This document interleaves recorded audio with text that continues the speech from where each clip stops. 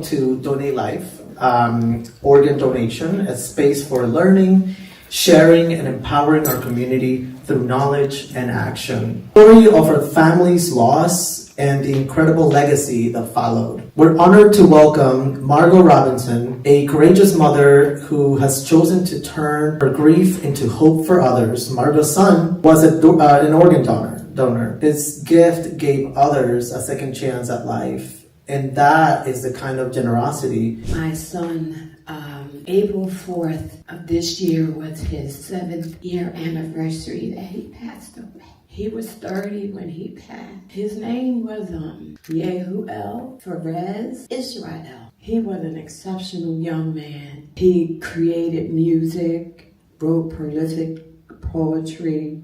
He was just so creative, and I called him my creative soul. When he was like 7 or 8 years old, he came into my room and he told me his life. And I was like, wow. And a lot of the things that he told me happened. And for me, I feel like that he is still alive and he is still with me, and that he was able to help someone else. And one of the persons that he did help, I received a letter. They don't tell you their name, but they do tell you what they appreciate the organ that was donated. And he actually helped a professional ball player that really touched me, that he helped somebody else. So he is still here with me. People have these different thoughts and ideas about, donating organs and things, and they turn it into something that doesn't even have to be, because a person who transitions, if those organs are healthy, they can keep someone else alive. And one of the things about my son, when he transitioned, I looked at him, because we're talking about the word gift. Donating is gifting. And one of the things that I said about my son was that he was my gift. And I chose to view him as my gift, because we never know when we're coming and we never know when we're transitioning. He was my gift. And that's why I chose not to go into a depression or feel like God did something, the other way that I looked at it was that he came and did his purpose for me. Because when I look back at some of the things that happened in my life, a lot of the things that happened was because of some of the things he did that pushed me forward to do things that I needed to do in my life. So that's why I look at him as being my gift. So when he talked to me about organ donating and being aware of the climate and all of that, that was another part of him gifting me. And so that's why today he's a gift. And I say to you, he had to orchestrate this, because I was not planning on doing this. So I was like, okay, boy, right? So it's good. It is really good. And I'm glad that you that are here can hear me and appreciate. And let me tell you, he clapping. I've been here for 21 years. I did all my training at Jefferson. And I did internal medicine, nephrology. I specialize in transplant nephrology. And I've been helping patients with kidney disease for the past 18 years. So I'm thrilled to be able to give my views and my ideas of living donation and donation in general, and how people can help with that. I guess there's two ways to think about donation. So one can donate, as Margot was saying, with the transition. So that is something that happens.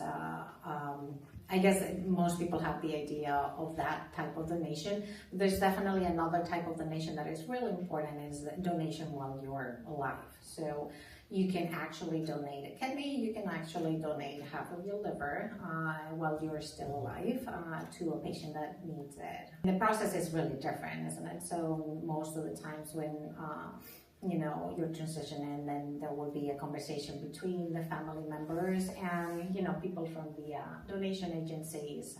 If that comes to the point, most of the times, again, people have given their thoughts about the process of what they wanted to do. And sometimes, nobody has thought about it, and then it will be introduced to the family, which is, of course, in a terrible moment in your life. So it's a really complicated decision to do, especially if you never considered that. Although there are actually also what we call altruistic donors, so people who have the idea that they want to participate in somebody else's health, and they will come forward and donate a kidney, or basically without a specific recipient. So they will be willing to help somebody in a waiting list, and that is, the process. So most of the living donors will basically communicate with the transplant center that they would like to be considered as a living donor. The process is actually quite simple. We really try to make the process simple and easy for them, and not to be a burden. Normally it requires some type of blood work and urine studies, some imaging studies that normally is related to the kidney anatomy, to see how the kidney looks. And we try to actually expedite all the appointments in one day. So we try to make sure that everything can happen in a day. Again, I'm thinking more of, when people come from living donation, isn't it? Because that's the most common, time where, the recipient and the potential donor ask, different questions. So age cutoff, like if we are, old, we cannot donate. That is not actually true, even for donation when you're passing. There's many type of different organs and many type of different things that can be utilized. Actually, corneas are organs that can be donated. Matching is another one, isn't it? Like, I have to, or do we have to be specifically related to the donor per se? And that's completely not true. I mean, as you can see, you can be an organ donor, and your organs can actually travel through the country to help people from many different parts of the country, many different backgrounds. You don't have to specifically match. Actually, when we evaluate donors for a specific recipient, so imagine that you're coming as a potential donor for a family member or friend, you actually don't specifically have to have any type of matching. No blood type matching, no specific tissue matching. There's many type of living donors. You can directly donate to your loved one, but you can also, if you don't specifically match with your loved one, you can actually donate to somebody whose donor can donate to your, so you don't specifically directly donate to the person that you love. You do kind of an indirect donation to the person that matches with you, and that donor may match with you. This Salud is a 501c3 organization. We are a nonprofit that has existed in Philadelphia for the last 18 years. Puentes specifically provides health and wellness services in an integrated way for Spanish-speaking immigrants who are uninsurable in Philadelphia and the surrounding areas. We have a range of services from medical care, prenatal care, dental care, case management, behavioral health. We have an education program that run from K through 12.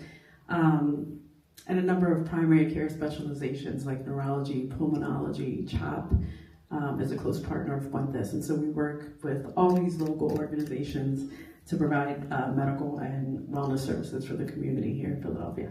After the election, immediately after the election, we put ourselves in action and started to have meetings with organizations like HIAS. We had the Mexican consulate come on site, and just had different organizations come on site to be able to meet with community members to provide the care we knew they were going to need once administration took office. And after January 21st, we saw a short lull in the number of people coming in. We saw a small decrease in the number of people coming in for care.